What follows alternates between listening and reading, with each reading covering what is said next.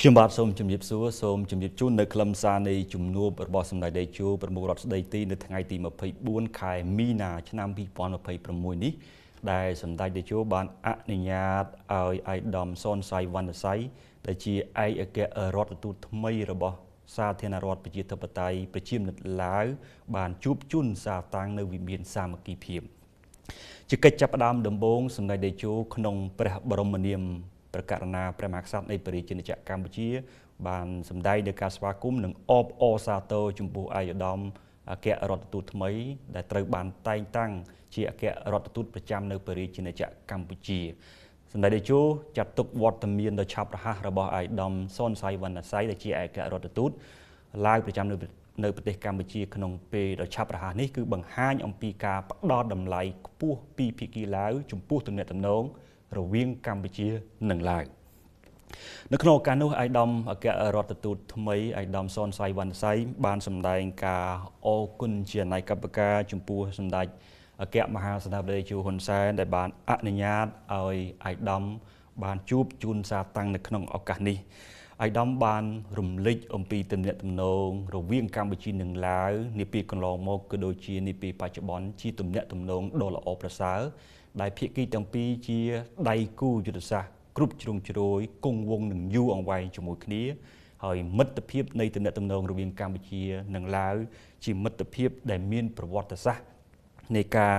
ជួយគ្នាទៅវិញទៅមកហើយជាប្រទេសដន្លងនឹងគ្នាឯកឧត្តមក៏បានរំលេចផងដែរថាជាឆ្នាំនេះជាខួប70ឆ្នាំនៃទំនាក់ទំនងរវាងប្រទេសទាំងពីរហើយក្នុងពេលដែលឧត្តមទទួលបានការតែងតាំងជាឯករដ្ឋទូតថ្មីនេះនឹងបដិញ្ញាខិតខំប្រឹងប្រែងពូនជុំនៃទំនាក់ទំនងរវាងកម្ពុជានិងឡាវឲ្យកាន់តែរឹងមាំរីកចម្រើនបន្តទៀតឯកឧត្តមក៏សម្ដែងដោយការអរគុណចំពោះរដ្ឋាភិបាលកម្ពុជានិងប្រជាជនកម្ពុជា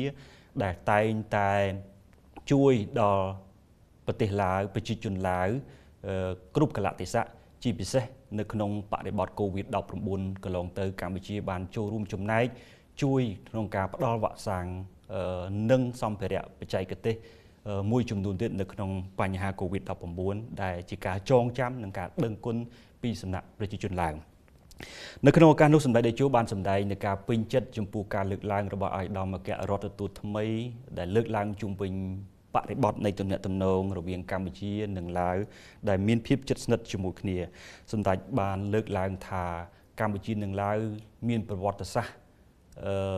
នៃទំនាក់ទំនងដែលមានទាំងប្រវត្តិសាស្ត្រមកដល់ពេលបច្ចុប្បន្ននៅតែទំនាក់ទំនងដ៏ល្អនិងស្អិតរមួតហើយប្រទេសទាំងពីរជាដៃគូយុទ្ធសាស្ត្រគ្រប់ជ្រុងជ្រោយគង់វង្សយូរអង្វែងជាមួយគ្នាទន្ទឹមនឹងនេះសម្ដេចតេជោបានរំលេចថាកម្ពុជានិងឡាវជាមិត្តដែលមានចិត្តស្មោះសរនឹងគ្នាជានិច្ច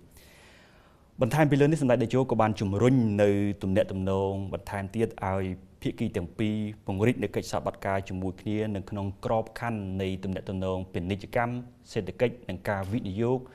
ជាមួយគ្នាឲ្យកាន់តែមានទំហំនៃការកើនឡើងច្រើនដែលជាផ្នែកដ៏សំខាន់គាំទ្រដល់ទំនាក់ទំនងនយោបាយនិងការទូតជាមួយគ្នាទៅជាមួយគ្នានោះផងដែរបាទហើយជាចុងក្រោយសម្ដេចបានជូនពរឲ្យឯកឧត្តមអគ្គរដ្ឋទូតថ្មីបំពេញបេសកកម្មជាឯកអគ្គរដ្ឋទូតនៅក្នុងប្រជាជនជាតិកម្ពុជាឲ្យទទួលបានជោគជ័យនិងពូនជុំទំនាក់ទំនងកម្ពុជានិងឡាវឲ្យកាន់តែរីកចម្រើន